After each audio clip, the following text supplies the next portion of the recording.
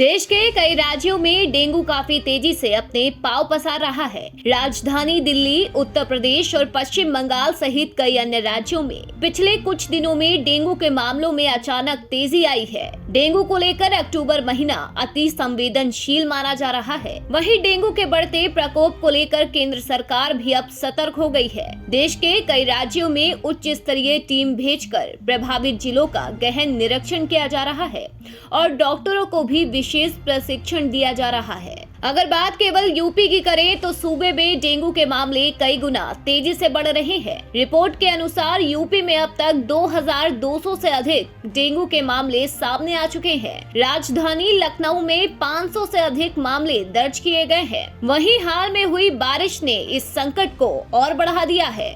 जबकि दूसरी ओर केंद्र सरकार ने डॉक्टर वी.के. चौधरी की अगुवाई में 6 सदस्यीय टीम भेजने का निर्णय लिया है, जो कि डेंगू बढ़ने के कारणों को परखेगी और उसका निवारण भी करेगी। ये उच्च स्तरीय टीम पश्चिमी उत्तर प्रदेश के सर्वाधिक प्रभावित फिरोजाबाद, आगरा व इटावा आदि जिलों में हालातों का जायजा लेगी।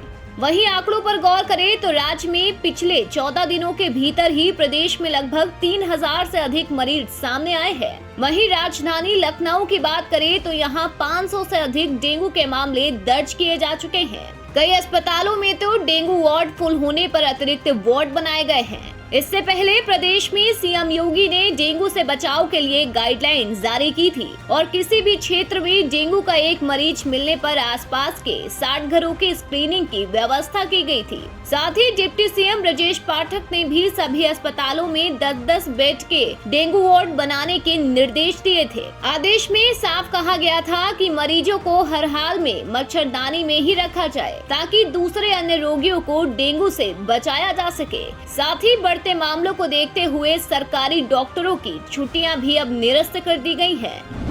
ऐसे में एक सवाल ये उठता है कि आखिर डेंगू होता कैसे है।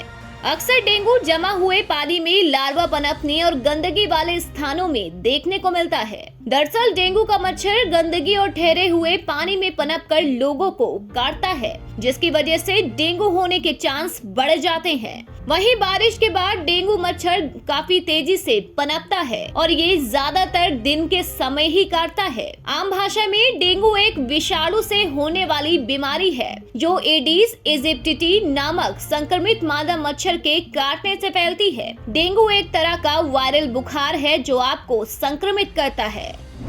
ऐसे में अब आप सोच रहे होंगे कि डेंगू होने पर लक्षणों की पहचान कैसे कर सकते हैं। अगर आपको तेज बुखार, सिर दर्द, बदन दर्द, भूख की कमी, उल्टी, डायरिया, आंखों में दर्द, थकान, सुस्ती, घुटने का दर्द, शरीर में लाल धब्बे, नाक से खून बहने, ये सब लक्षण है तो इसे दिखाने के लिए आप फौरन डॉक्टर के पास जाएं और प्लेटलेट्स काउंट चेक कराएं। डेंगू के लक्षण आमतौर पर संक्रमण के 4 से 6 दिनों बाद शुरू होकर 10 दिनों तक रह सकते हैं। ध्यान रहे कि डॉक्टर की सलाह के बिना दवाइयों का सेवन बिल्कुल भी ना करें। ऐसे में एक सवाल ये भी उठता है कि डेंगू में प्लेटलेट क्यों गिरता है। जैसा कि हमने आपको बताया कि डेंगू एडिस मच्छर के काटने से होता है। इसका वायरस जब शरीर में पहुंचता है तो प्लेटलेट को भी संक्रमित करता है। इस कारण प्लेटलेट लगातार गिरने लगता है। वहीं प्लेटलेट गिरने से डेंगू वायरस से लड़ने वाले सेल नष्ट हो जाते हैं। इसलिए डेंगू होने पर प्लेटलेट का कंट्रोल होना बहुत जरूरी होता है। अब आप सोच रहे होंगे कि प्लेटलेट्स गिरने पर क्या करें और कैसे खुद को डेंगू के प्रकोप से दूर रखें। अगर आप डेंगू से ग्रसित हैं और आपकी प्लेटलेट्स कम हो रही हैं तो सबसे पहले आप डॉक्टर से परामर्श लें।